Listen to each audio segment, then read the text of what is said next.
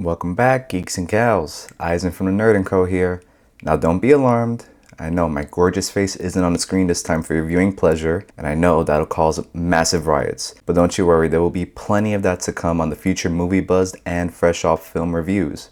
This particular series is more directed towards the big names and topics in the nerd industry and community. Comics, films, manga, and everything in between is free game for my particular brand of cynicism. I want any initial glance at the title of each video to be synonymous with the hottest of takes, and in doing so will hopefully create the kind of dialogue that's desperately needed in the nerd community. As this particular title indicates, I have quite the juicy take this time around, and it's going to be about my capacity, or lack thereof, for the current and future of the MCU. So strap in, compadres, because I may very well trigger some stands. Why are you so mad? With the ending of Phase 3 came the inevitable question all fans would have to ask since Nick Fury reared his ugly mug back in Iron Man. Who the hell are you? My name is Jeff.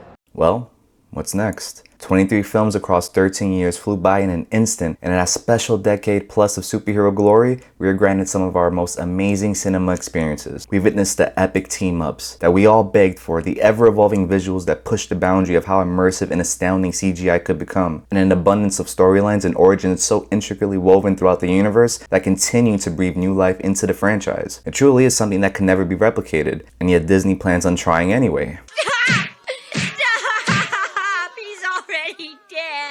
The official Phase 3 lineup is one that left comic fans and general Marvel fans beyond just the MCU wondering what the hell they were smoking in that Disney boardroom.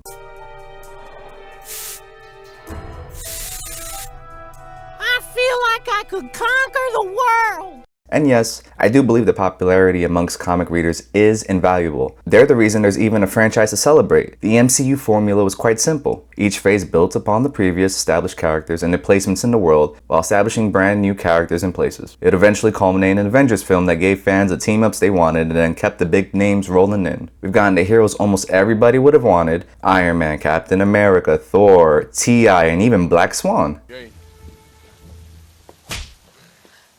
Sorry, Are you going to finish that croissant? Now, they're treading into unknown waters, with a lineup consisting of 3 untested Marvel properties and other heroes getting their second, third, and fourth films. 2 + 2 is 4, -1, that's 3, quick maths.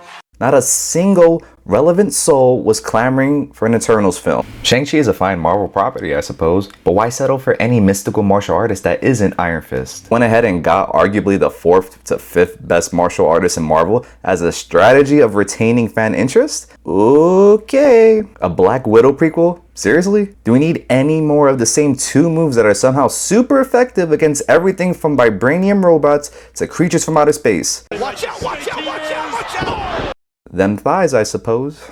The point I'm slowly trudging along to is that the MCU lives and dies by its crossovers. There's a reason all 4 Avengers films rank in the top 4 domestic and worldwide box office gross. Fans love when all their favorite characters are on screen together. However, fatigue has now begun to set in. No longer are we clamoring for MCU content the way we once did. We're stuck in a peculiar predicament, where we have to deal with the Captain Marvels, Eternals, and Lokis and hope that there's some grand plan unfolding that the layman can't begin to fathom.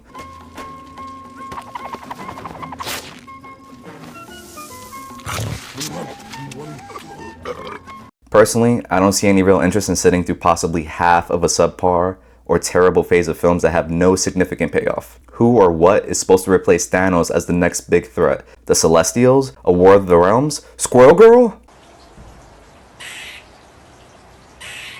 I'm just not invested. With both Civil War and Infinity War already adapted, Marvel's lesser events will eventually be pulled from the archives to fill the void. It's unfortunate that it'll pale in comparison. And please, for the love of Ant-Man, do not give us a Civil War 2. It will not work. Ever. And aside from the choice of heroes to bring into the fold, the directing lineup is another factor in my excessive distancing from the MCU. The absence of the Russo brothers and Jon Favreau on the director's slate has me a bit worried. I don't know what I would do without this job. Despite Sam Raimi and James Gunn leading the directing charge with Doctor Strange and Guardians Volume 3 respectively, there is still reason to be cautious, however. Will Sam Raimi truly be allowed full creative direction considering his brand of directing goes against the Marvel grain? I don't really see Disney allowing Raimi the freedom to push the envelope with his choice of effects and tone the way he did in Evil Dead, or the campy humor that was beloved in the Spider-Man trilogy that gave us a true Peter Parker / Spider-Man. Pizza time. That's a cute outfit. Did your husband give it to you? Ooh, my spider sense is tingling. If you know what I'm talking about.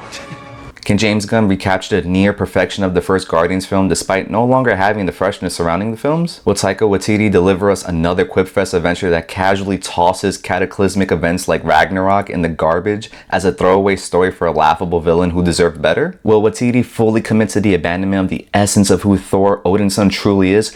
Who knows? Kate Shortland and Chloe Zhao are directing 2 titles that no one asked for, so they already began at a deficit. John Watts is leading up his 3rd Spider-Man film, and I'm still trying to figure out how he was allowed to direct the 2nd one. Peyton Reed's 3rd Ant-Man might literally send me into a catatonic shock if I have to deal with another useless story being told that eventually ends with Quantum Zone BS. A wise friend once said to me, "If it don't make dollars, it doesn't make sense." And it had me thinking, is this how real change is enacted? There's been such a divide amongst fans through social media and chat rooms, yet the money is still pouring in. I won't sit here and tell you to stop watching Marvel films and television. I will, however, challenge you to not fall for the hamster wheel Disney has placed before us. Marvel content is being pumped out so fast and filling up the marketplace without letting consumers attempt to appreciate or dissect what they were given. Instead, any issues are quickly forgotten simply because we were treated to an Easter egg or two and a cute little comic-accurate costume. Is that all it takes for them to keep our attention now? Properties from the early 2000s such as The Boys and Invincible are giving casual viewers and nerds alike better quality storytelling and development at half the cost of the Disney big budget films. We have options now, comrades. Do not settle. The consumers need to remember that they control the content they receive. Anyways, thanks for sticking around to hear this little rant of mine. Hopefully I said something that incited some sort of inner conflict with you. And if I didn't, well, I'll definitely have plenty of topics to fit any mood coming soon. Now I'll leave you with this. The MCU. Is it stupid? I don't know. Don't forget to like and subscribe to the channel and leave a comment down below and let us know what topic in the nerd world you'd like us to see cover next.